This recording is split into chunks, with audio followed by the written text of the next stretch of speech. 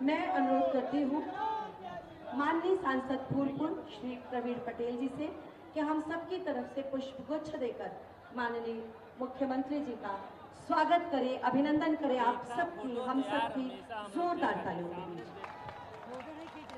इसी क्रम में क्षेत्रीय अध्यक्ष काशी आदरणीय श्री दिलीप पटेल जी से अनुरोध कि माननीय मुख्यमंत्री जी को हम सबकी तरफ से पुष्पगुच्छ देकर जोरदार तालियों के बीच। माननीय जिलाध्यक्ष गंगापार श्रीमती कविता पटेल जी से अनुरोध कि माननीय मुख्यमंत्री जी को हम सबकी तरफ से पुष्पगुच्छ देकर एक बार पुनः माननीय मुख्यमंत्री जी का मंच पर बहुत बहुत स्वागत और अभिनंदन। इसी के साथ मंच पर उपस्थित सभी अतिथिगणों का, विशिष्ट जनों का बहुत बहुत स्वागत और अभिनंदन करते हुए मैं अनुरोध करती हूँ माननीय सांसद जी से कि वो आए, सम्मानित मंच का सभी का स्वागत करें, अभिनंदन करें।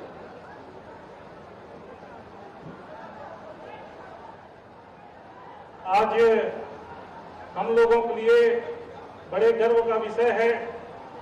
उत्तर प्रदेश को उत्तम प्रदेश बनाने वाले, कानून का राज स्थापित करने वाले और पूरे देश में उत्तर प्रदेश एक मॉडल प्रदेश के रूप में बन रहा है।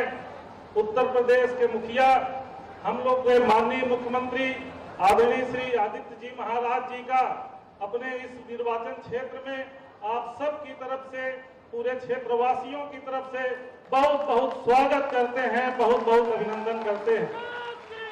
हम स्वागत करना चाहेंगे माननीय कैबिनेट मंत्री आदरणीय श्री राकेश सजान जी का, माननीय स्वागत करना चाहेंगे आदरणीय श्री कैबिनेट मंत्री श्री दयाशंकर सिंह जी का, स्वागत करना चाहेंगे माननीय कैबिनेट मंत्री हम लोगों के साथी भाई श्री नंद गोपाल गुप्ता नंदी जी का, हम स्वागत करना चाहेंगे क्षेत्रीय अध्यक्ष आदरणीय दिलीप पटेल जी का, स्वागत करना चाहेंगे यहाँ की माननीय जिला अध्यक्ष श्रीमती कविता पटेल जी का, हम स्वागत करना चाहेंगे यहाँ भदोही के सांसद आदरणीय डॉक्टर विनोद बिंद जी का, यहाँ के मेयर श्री गणेश केसरवानी जी का, करछना के विधायक आदरणीय पीयूष निषाद जी का, बारा के विधायक आदरणीय श्री वाचस्पति जी का, हमारे जिला पंचायत के अध्यक्ष डॉक्टर वीके सिंह जी का, यहाँ के विधान परिषद के सदस्य आदरणीय केपी श्रीवास्तव जी का, हम लोग के बहुत ही सम्मानित नेता पश्चिमी के विधायक पूर्व मंत्री आदरणीय श्री सिद्धार्थ नाथ सिंह जी का, हमारे जमुना पार के जिला अध्यक्ष आदरणीय विनोद प्रजापति जी का, हमारे महानगर के अध्यक्ष आदरणीय श्री राजेंद्र मिश्र जी का, पूर्व सांसद आदरणीय श्रीमती केसरी देवी पटेल जी का, हमारे फाफामऊ के विधायक आदरणीय श्री गुरु प्रसाद मौर्य जी का, आदरणीय यहाँ के प्रभारी श्री उत्तर मौर्य जी का, आदरणीय यहाँ के चेयरमैन और क्षेत्रीय उपाध्यक्ष आदरणीय श्री अमरनाथ यादव जी का, और आप सभी की तरफ से माननीय मुख्यमंत्री जी का बहुत बहुत स्वागत करते हुए केवल हम आपसे ये कहना चाहते हैं कि खासकर ये फूलपुर ये निर्वाचन क्षेत्र और प्रयागराज जिस तरीके से आपके नेतृत्व में पूरे प्रयागराज में विकास के कार्य हो रहे हैं, और देखा जाए तो देश का सबसे बड़ा एक्सप्रेसवे आपके द्वारा यहाँ हमारे प्रयागराज में बनाया जा रहा है, सबसे बड़ा आधुनिक पुल आपके द्वारा हमारे प्रयागराज में बनाया जा रहा है, और आपकी कृपा से, आपके आशीर्वाद से हमारे इस फूलपुर विधानसभा में 4000 करोड़ रुपए से रोड का निर्माण चल रहा है, 4 लेन की सड़कें बन रही हैं, कई पावर हाउसेस बन रहे हैं। अगर कहा जाए तो विकास की एक नई गाथा लिखी जा रही है। जैसा कि आप जानते हैं, यही समाजवादी पार्टी की जब सरकार रहा करती थी, एक हफ्ते दिन में बिजली आती थी और एक हफ्ते रात को बिजली आती थी।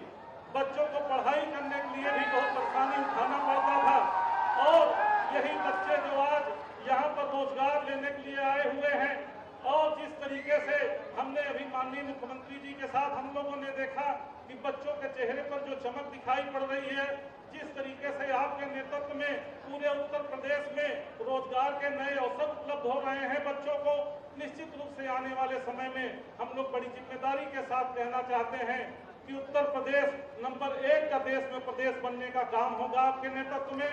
और माननीय मुख्यमंत्री जी से इस बात का निवेदन करना चाहते हैं कि ये विधानसभा, फूलपुर विधानसभा में यह कार्यक्रम हो रहा है, इफ्को का परिसर है, इस विधानसभा में भी आपके द्वारा बहुत बड़े बड़े कार्य हुए हैं और आने वाले समय में और भी बड़े कार्य होंगे। ये जरूर आपसे हम लोग यहाँ की क्षेत्र की जनता अपेक्षा करती है।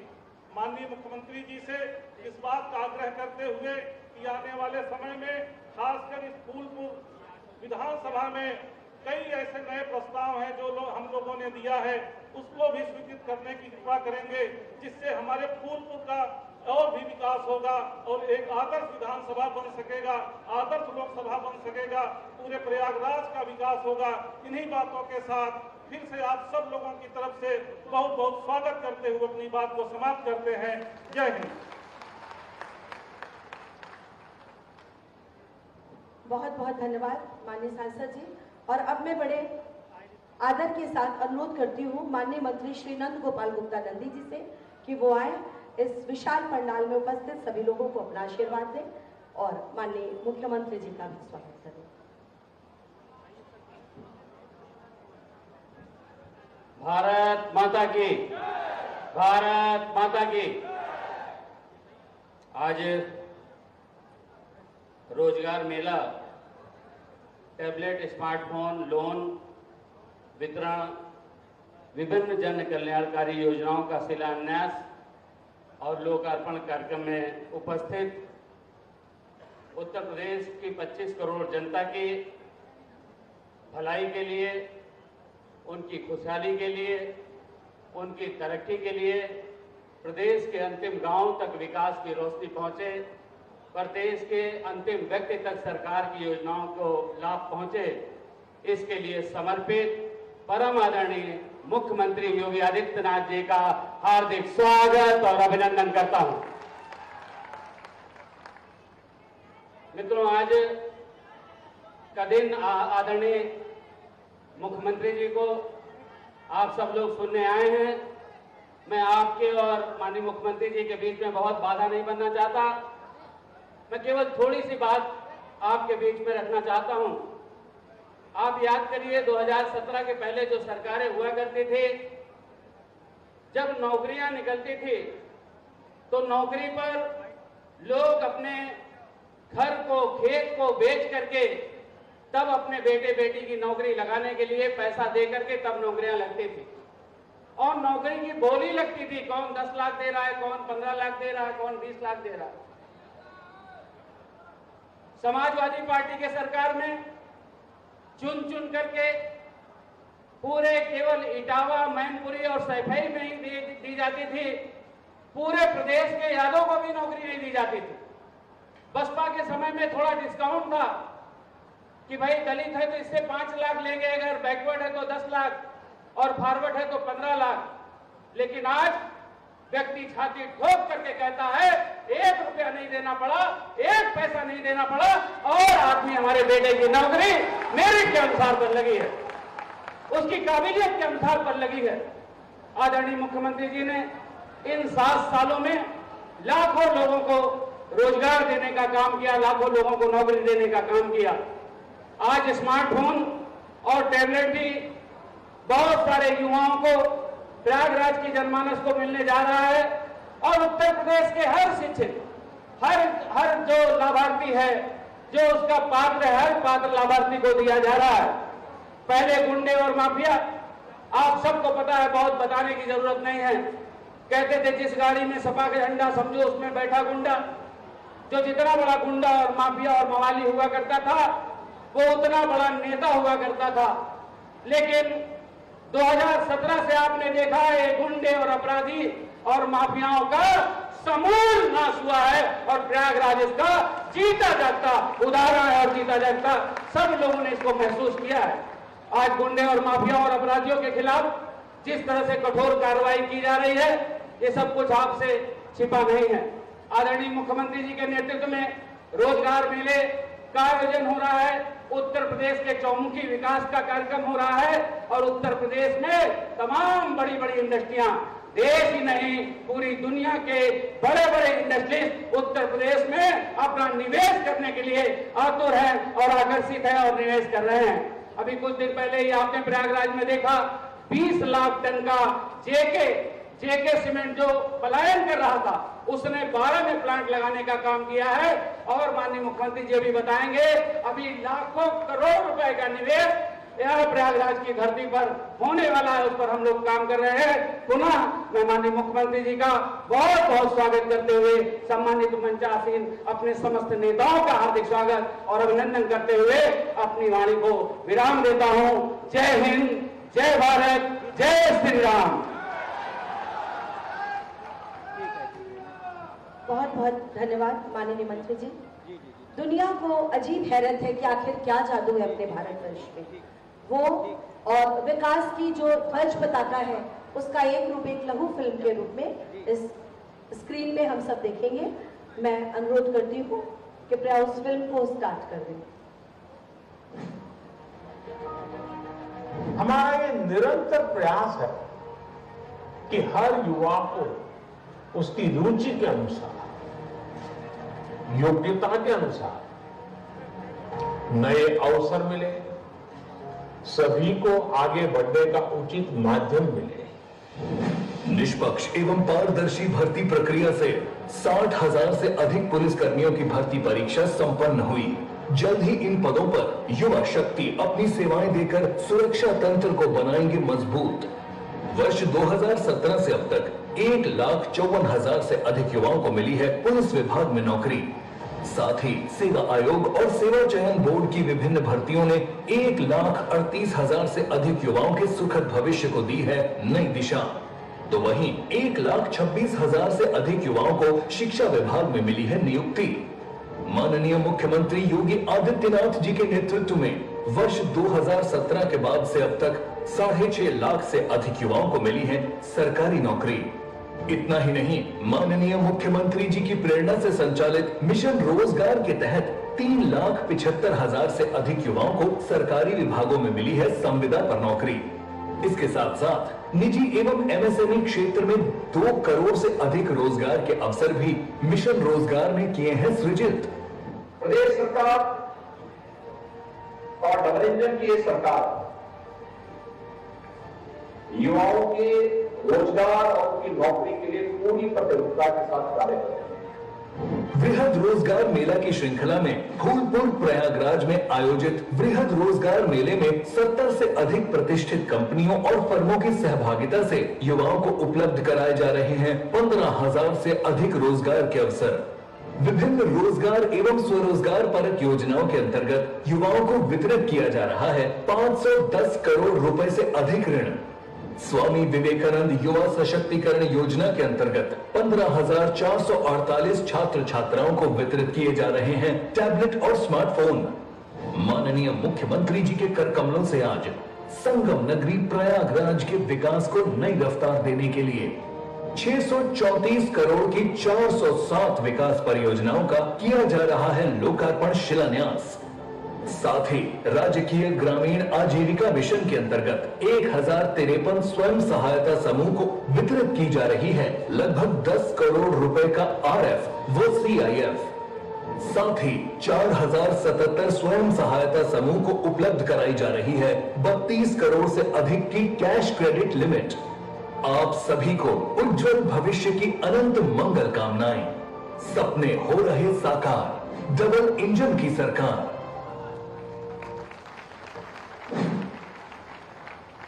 हम सब का भरोसा हमारी सरकार। और अब मैं माननीय मुख्यमंत्री जी से अनुरोध करूंगी विभिन्न लाभार्थियों को टैबलेट के वितरण के लिए, ऋण वितरण के लिए, जिनमें सबसे पहले टैबलेट के लिए आ रहे हैं मंच पर श्री अभिषेक भारती।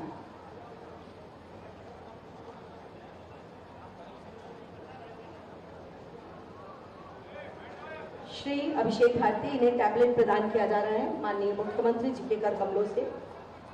और इनके बाद सुश्री अर्चना यादव,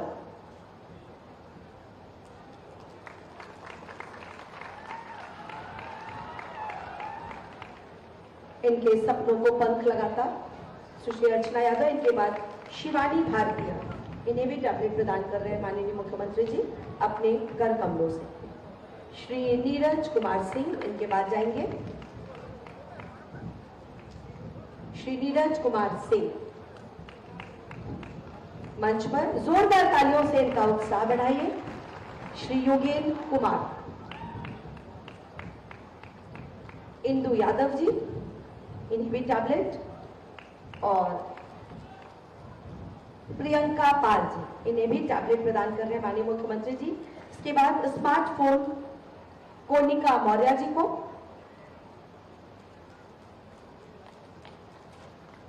धनंजय मिश्र जी को स्मार्टफोन। तालियां आपकी बजती रहे। रिया सिंह, आपका भी नंबर आएगा, जो लोग सामने हैं। स्मार्टफोन इन्हें। रिया राय, इन्हें भी स्मार्टफोन। लक्ष्मी गिरी स्मार्टफोन। और हर्षिता सिंह स्मार्टफोन। इसके बाद आंचल समूह, अंशिका समूह और उजाला समूह को RF व CIF के माध्यम से श्रीमती करिश्मा सरोज, श्रीमती चंद्रमा देवी और श्रीमती गीता देवी। बहुत जोरदार तालियां हमारी इन बहनों के लिए। बहुत मेहनत करती हैं अपने अपने क्षेत्र में। और इनके बाद मंच पर आएंगी श्रीमती भगवंती, श्रीमती प्रीति साहू, श्रीमती आशा देवी। इनके समूह है मां शारदा समूह, मां संतोषी समूह, CCS के माध्यम से इन्हें। और इनके बाद प्रधानमंत्री आवास योजना की चाबी प्रदान कर श्रीमती सुजाता देवी को सांवडीव से हमारे बीच में है।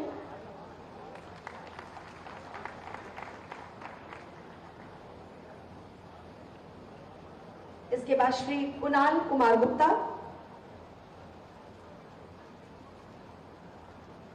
श्री आनंद कुमार,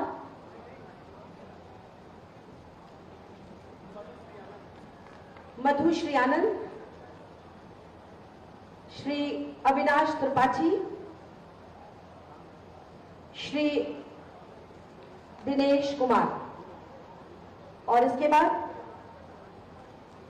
ऋण जिन्हें प्रदान किया जा रहा है Shri Santosh Singh Indian overseas bank से और श्रीमती अर्चना जायसवाल बैंक ऑफ बड़ौदा से इन्हें ऋण दिया जा रहा है।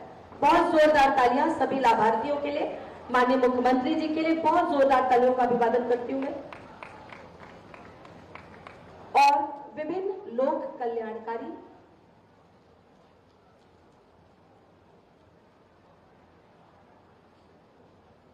और अब माननीय मुख्यमंत्री जी से अनुरोध कि विभिन्न लोक कल्याणकारी योजनाओं का लोकार्पण व शिलान्यास बटन दबाकर करने की कृपा करें।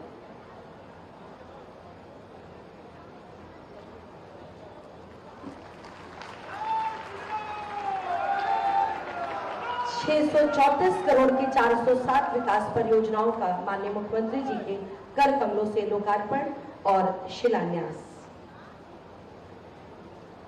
और अब बड़े आदर और सम्मान के साथ मैं माननीय मुख्यमंत्री जी से अनुरोध करती हूँ कि आज हम सबको प्रयाग की जनता को अपना आशीर्वाद प्रदान करें। बहुत जोरदार तालियों से उनका स्वागत और अभिनंदन।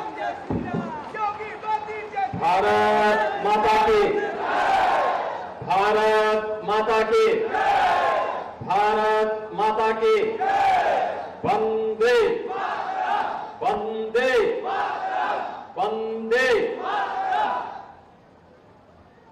प्रयागराज के फूलपुर में आयोजित आज के इस रोजगार मेला स्वामी विवेकानंद युवा सशक्तिकरण योजना में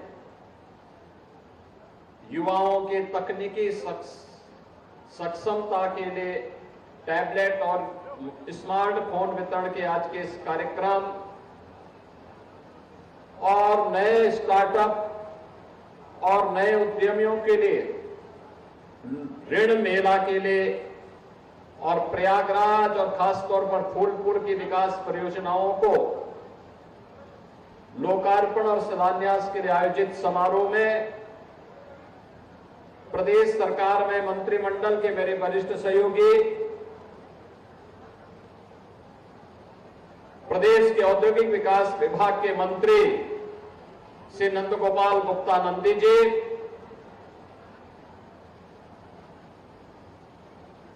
प्रदेश सरकार के सूक्ष्म लघु मध्यम उद्यम विभाग खादी और ग्रामोद्योग विभाग के मंत्री श्री राकेश सचान जी, प्रदेश के परिवहन मंत्री श्री दयाशंकर सिंह जी, भारतीय जनता पार्टी के क्षेत्रीय अध्यक्ष श्री दिलीप पटेल जी, लोकप्रिय सांसद श्री प्रवीण पटेल जी, माननीय सांसद भदोई श्री विनोद बिंद जी, भारतीय जनता पार्टी की जिला की अध्यक्ष श्रीमती कविता पटेल जी, विनोद प्रजापति जी, श्री राजेंद्र प्रसाद मिश्र जी, जिला पंचायत अध्यक्ष डॉक्टर वीके सिंह जी, पूर्व सांसद श्रीमती केसरी देवी पटेल जी, माननीय विधायकगण श्री गुरु प्रसाद मौर्य जी, प्रदेश सरकार के पूर्व मंत्री और माननीय विधायक श्री सिद्धार्थनाथ सिंह जी, महापौर श्री गणेश केसरवानी जी, विधान परिषद सदस्य श्री केपी श्रीवास्तव जी, माननीय विधायकगण श्री राजमणि कोल जी, वाचस्पति जी, क्षेत्रीय उपाध्यक्ष अमरनाथ यादव जी, उत्तर मौर्य जी, माननीय विधायक पीयूष रंजन निषाद जी और आज के इस कार्यक्रम में उपस्थित प्रयागराज और खासतौर पर फूलपुर के सभी उपस्थित नागरिकगण, युवा ऊर्जा के धनी मेरे सभी युवा साथियों, बहनों और भाइयों, एक साथ इतने बड़े रोजगार मेले के माध्यम से, विकास परियोजनाओं के माध्यम से मुझे प्रयागराज की धरती को प्रणाम करने का अवसर प्राप्त हो रहा है।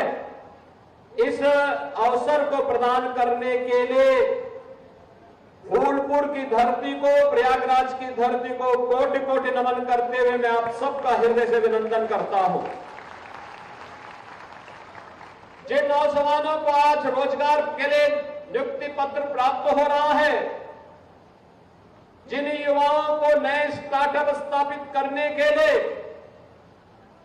आज यहां पर ऋण उपलब्ध करवाया जा रहा है, जिन युवाओं को तकनीकी रूप से सक्षम बनने के लिए स्वामी विवेकानंद युवा सशक्तिकरण योजना के अंतर्गत राज्य शासन की ओर से टैबलेट और स्मार्टफोन प्रदान किया जा रहा है और प्रयागराज के हमारे जनप्रतिनिधियों की भागीदारी के कारण विकास की जिन परियोजनाओं का लोकार्पण और शिलान्यास हो रहा है, इसके लिए सभी लाभार्थियों के साथ साथ प्रयागराज वासियों को मैं हृदय से बधाई देता हूं, अपनी शुभकामनाएं भी देता हूं। बहनों और भाइयों, यह वर्ष हमारे लिए महत्वपूर्ण है। यह वर्ष इसलिए महत्वपूर्ण है क्योंकि जनवरी 2025 में 12 वर्ष के बाद लगने वाला दुनिया का सबसे बड़ा आध्यात्मिक और सांस्कृतिक आयोजन महाकुंभ का, प्रयागराज महाकुंभ का आयोजन होने जा रहा है। हमारा प्रयागराज एक बार फिर से वैश्विक मंच पर अपनी सुव्यवस्था, अपनी सुरक्षा, अपनी स्वच्छता के लिए फिर से अपनी अमिट छाप छोड़ेगा और दुनिया से आने वाले सनातन धर्मावलंबियों को अवगत करने और आतिथ्य करने का एक अवसर हमारे प्रयागराज वासियों को प्राप्त होगा। इसकी तैयारी के साथ आज जुड़ी हुई परियोजनाएं प्रयागराज और फूलपुर के साथ जुड़ी हुई हैं। इसके लिए भी आप सबको मैं हृदय से बधाई देता हूं और अभी से तैयारी के लिए भी आह्वान करने के लिए आया हूं।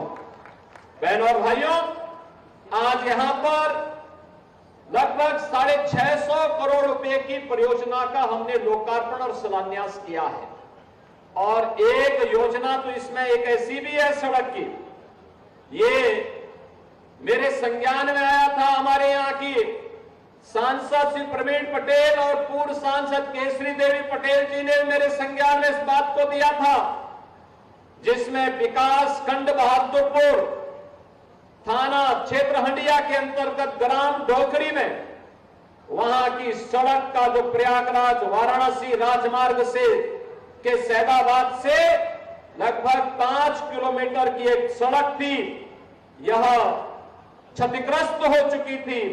आज उसकी भी स्वीकृति पत्र लेकर के हम आए हैं कि इसके लिए भी पैसा हम एक साथ उपलब्ध करवाने जा रहे हैं। अकेले फूलपुर की ही काफी बड़ी योजनाएं इसके साथ जुड़ी हुई है।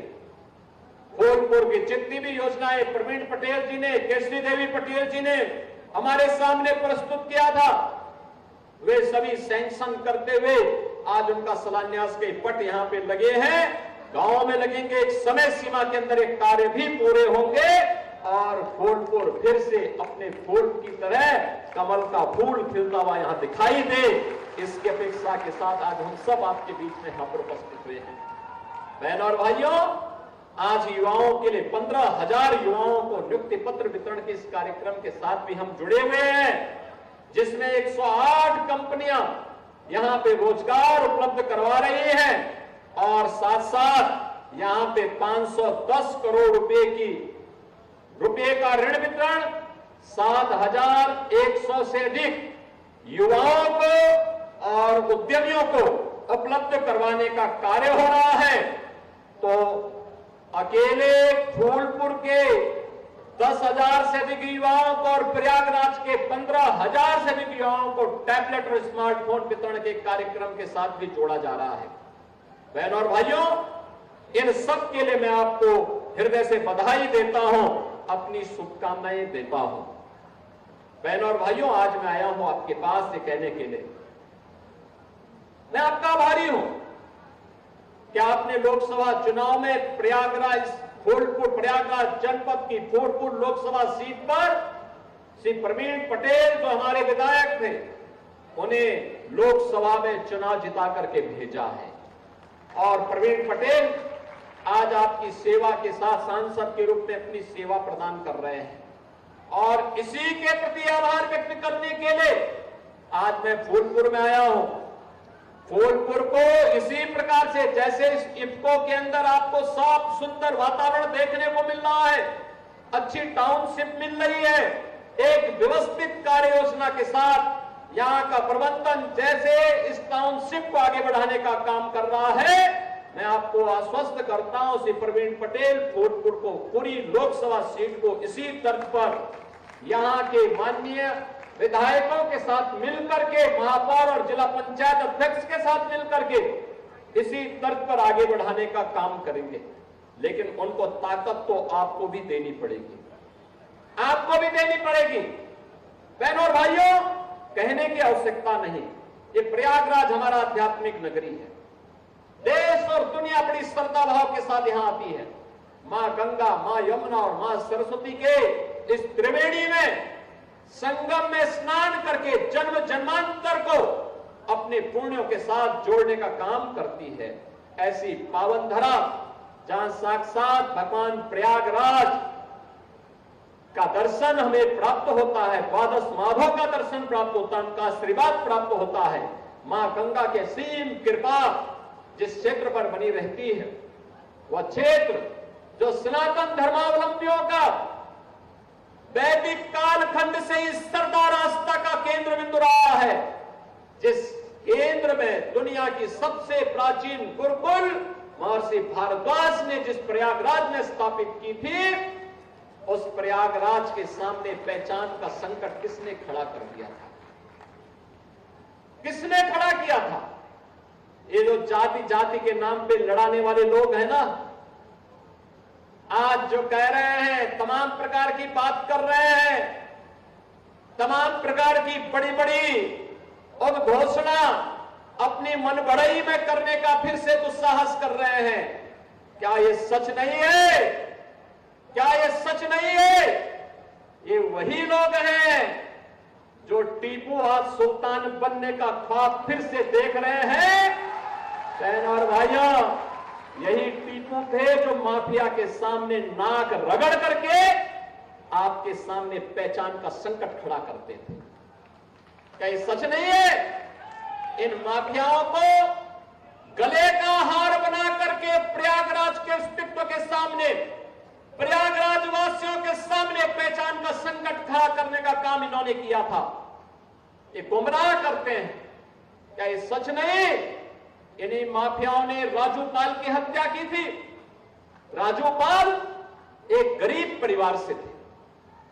राजूपाल एक गरीब परिवार से थे, विधायक बने थे, लेकिन किस निर्ममता के साथ उनकी हत्या हो गई थी।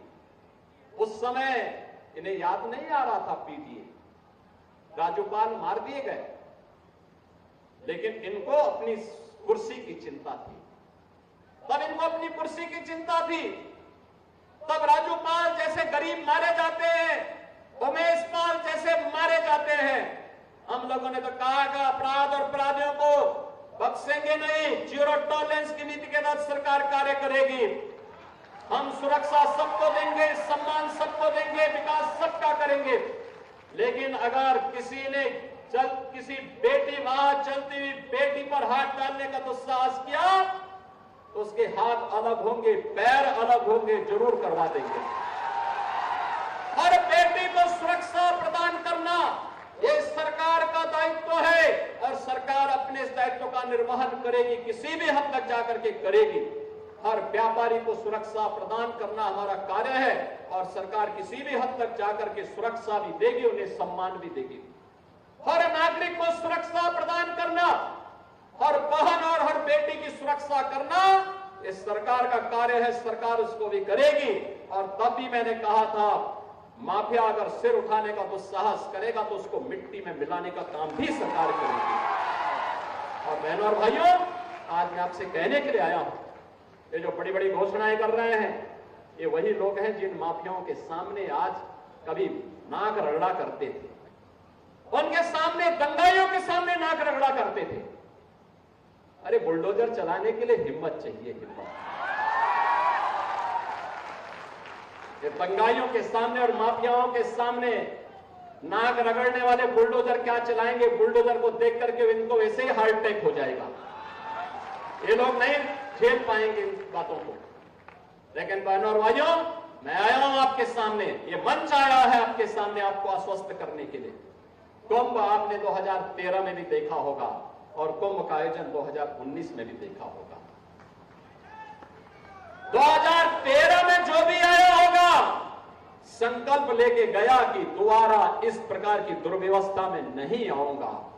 लेकिन आदरणीय प्रधानमंत्री मोदी जी के मार्गदर्शन और नेतृत्व में जब 2019 में प्रयागराज कुंभ हुआ, मंत्रिमंडल के मेरे सहयोगियों ने, यहां के माननीय जनप्रतिनिधियों ने, माननीय सांसद प्रोफेसर रीता बहुगुणा जोशी, श्रीमती केसरी देवी पटेल, महापौर, यहां पर उस समय की महापौर ने, और साथ साथ यहां के हमारे स्वास्थ्य मंत्री उस समय के श्री सिद्धार्थनाथ सिंह, श्री नंदगोपाल गुप्ता नंदी जी, इन सभी लोगों ने मिलकर के, यहां के माननीय विधायकों ने, सबने मिलकर के अथक परिश्रम किया और परिणाम क्या रहा?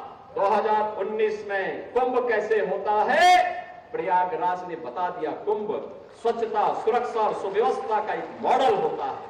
प्रयागराज का सम्मान दुनिया के अंदर बढ़ा था। और बहनों और भाइयों, उसी सम्मान को बहाल करने के लिए आज हम फिर आपके पास आए, आपसे कहने के लिए, अच्छा काम करते हैं, व्यक्ति को भी सम्मान मिलता है और साथ साथ हमारे शहर को भी, हमारे जनपद को भी एक नई पहचान मिलती है। जब अच्छा काम करते हैं, आप दुनिया के अंदर कहीं जाएंगे, कहेंगे मैं प्रयागराज से हूं, फूलपुर से हूं, लोग सम्मान देंगे। लेकिन बहनों और भाइयों, क्या ये सम्मान उत्तर प्रदेश वासियों को, प्रयागराज वासियों को 2017 के पहले भी मिलता था क्या? 2017 के पहले तो कहीं जाते थे, लोग पूछते थे कहां से आए हैं। अगर कोई कह दे कि यूपी से है प्रयागराज से हैं, गोरखपुर से हैं, तो उस समय लोग बड़ी हेत इससे देखते थे, हटा देते थे, कहते थे भाई ठीक है आप जाइए भैया। लोगों को लगता था पता नहीं किस वेश से आया है, क्यों आया है। यानी होटल और धर्मशाला में भी कहीं कमरा नहीं मिलता था देश में। ये पहचान का संकट इन्हीं लोगों ने खड़ा किया था जो आज पीडीए के नाम पर आपको गुमराह करने के लिए आए हैं। ये प्राइवेट लिमिटेड कंपनी इनकी है। ये सत्ता में आए थे, चाचा भतीजा वसूली में व्यस्त हो गए थे, और प्रयागराज से ज्यादा कौन जानता है। यहां उनके पोस्टर लगते थे, कौन कौन लोगों को आयोगों के अध्यक्ष बना दिए थे, और आयोग के अध्यक्ष किस प्रकार के मस्त हो गए थे लूट करने में, इन नौजवानों के भविष्य के साथ खिलवाड़ करने में। हम लोगों ने तो कहा कि अगर नौजवान के भविष्य के साथ कोई खिलवाड़ करेगा उसकी जगह जेल होगी, जेल। कोई भी युवा के साथ खिलवाड़ नहीं कर सकता है, और जो करेगा जेल भी भेजेंगे, संपत्ति को जब्त भी करेंगे, और फिर जैसे प्रयागराज में माफिया की जमीन पर कब्जा से मुक्त करवा करके गरीबों के आवास बनाए गए हैं, ऐसे ही आवास भी बनाएंगे, महिला संरक्षण गृह भी बनाएंगे, और समाज के अलग अलग तबके के लिए भी आवास की सुविधा वहां उपलब्ध करवाने का काम कराएंगे। बहनों और भाइयों, कार्य करने के लिए नेक नियत चाहिए, सरकार की स्पष्ट नीति चाहिए, कार्य करने का एक जज्बा होना चाहिए, चुनौतियों से सम और विषम परिस्थितियों में लड़ने का, आगे बढ़ने का एक जज्बा होना चाहिए। याद करिए 2017 के पहले उत्तर प्रदेश एक बीमारू राज्य हो गया था, न युवाओं को नौकरी मिलती थी,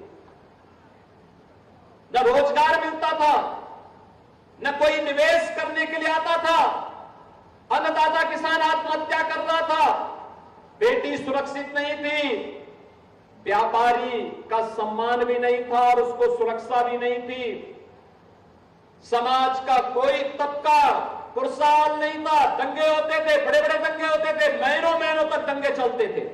आपने 7.5 वर्ष में कहीं दंगे का नाम सुना है क्या? कहीं दंगा हुआ है क्या? और कोई दंगा कर पाएगा क्या? दंगा करने की कीमत क्या होगी है? ये उल्टे पोस्टर जब टंगेंगे ना शहर शहर में, और फिर उनसे वसूली होगी 7 पीढ़ियों तक की, ये सारी संपत्ति वसूली होगी।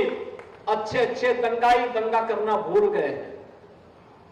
अच्छे खासे जो पहले माफिया सत्ता को संचालित करते थे, इस समाजवादी पार्टी की सरकार को, कांग्रेस की सरकार को जो माफिया संचालित करते थे, उन माफियाओं की पैंट गीली होती हुई भी आप लोगों ने देखी होगी, कैसे गिड़गिड़ाते थे।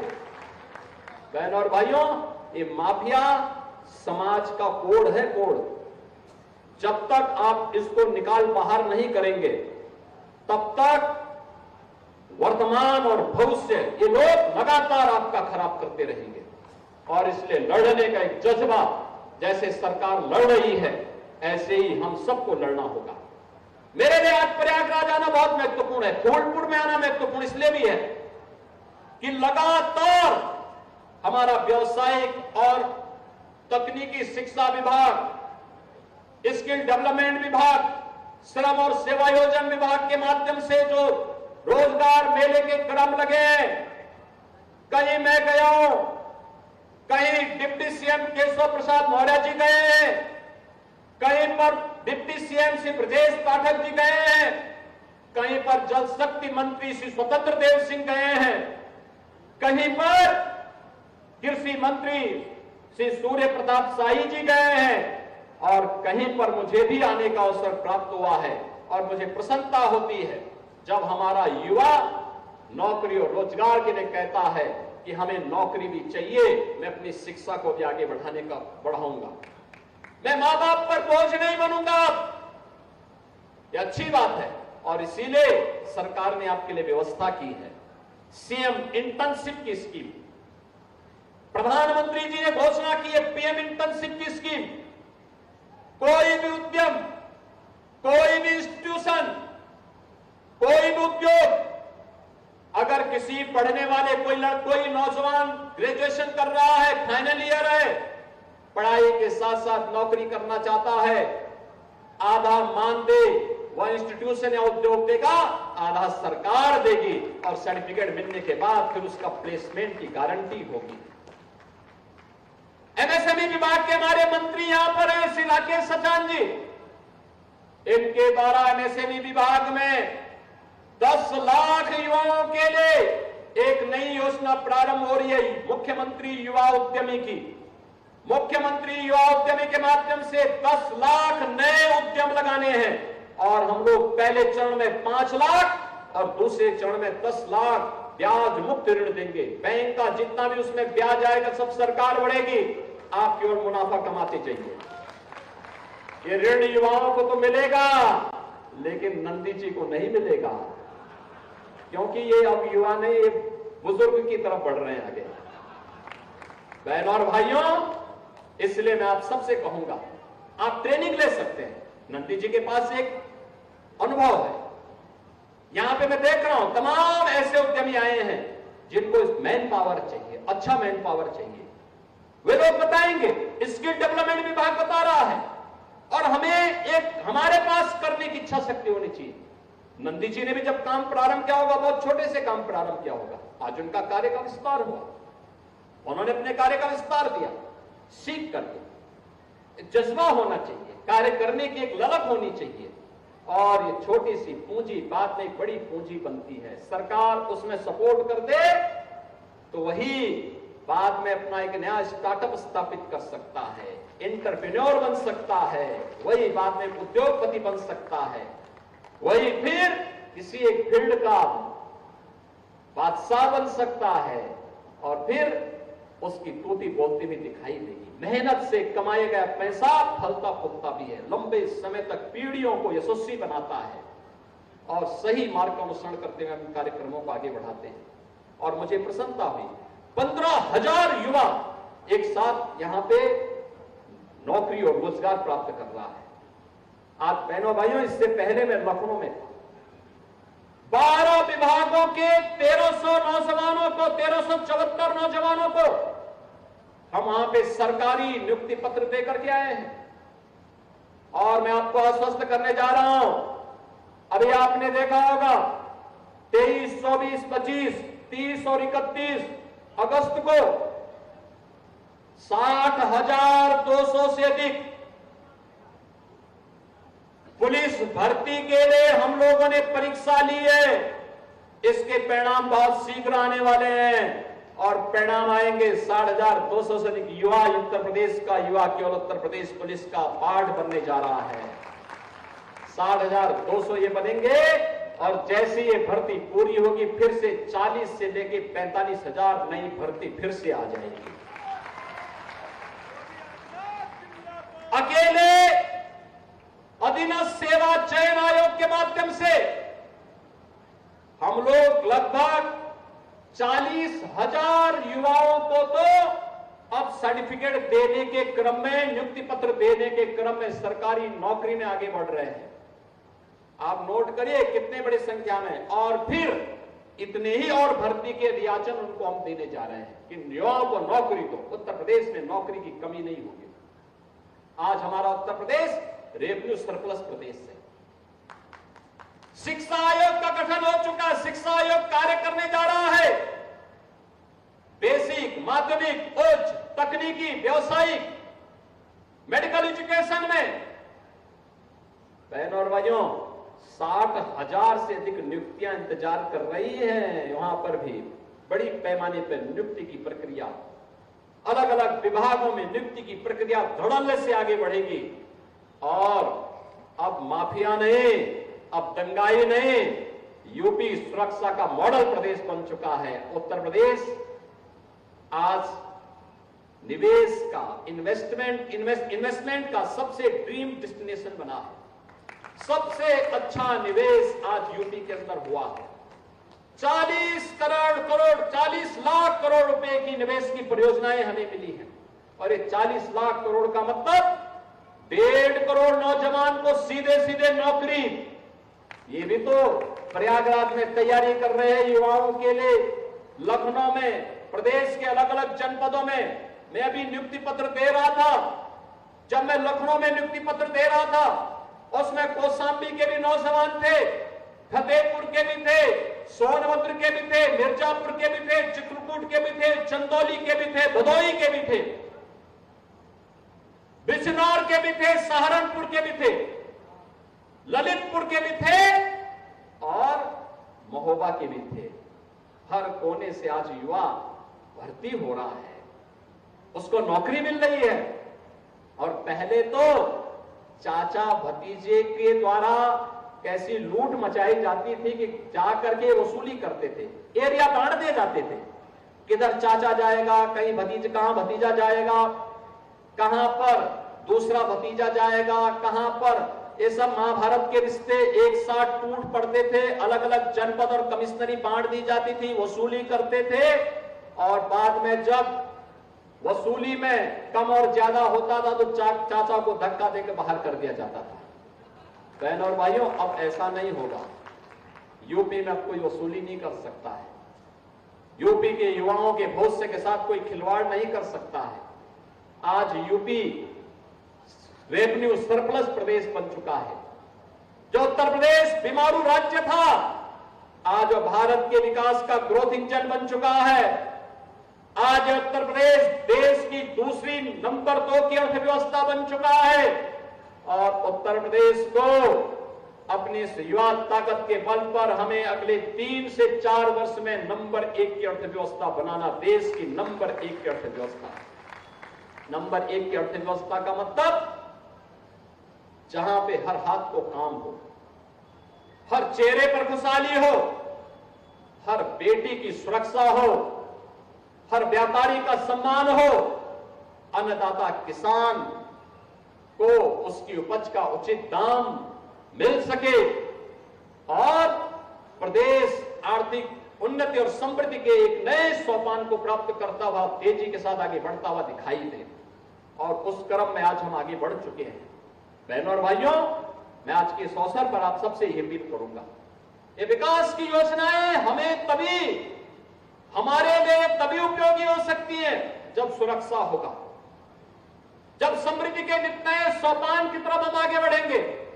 और याद रखना, कोई ऐसी गलती मत करना जो पुराने समय के उस दुस्वप्न को फिर से आपके सामने उस प्रकार का पहचान का संकट खड़ा करने वाले फिर से आपको धमकी देते हुए, लूट खसोट करते हुए, अराजकता फैलाते हुए दिखाई दे।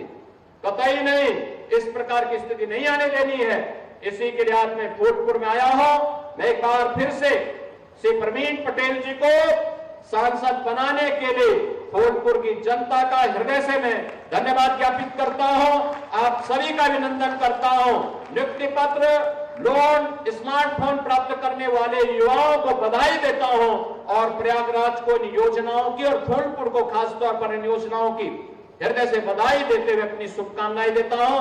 धन्यवाद। जय हिंद।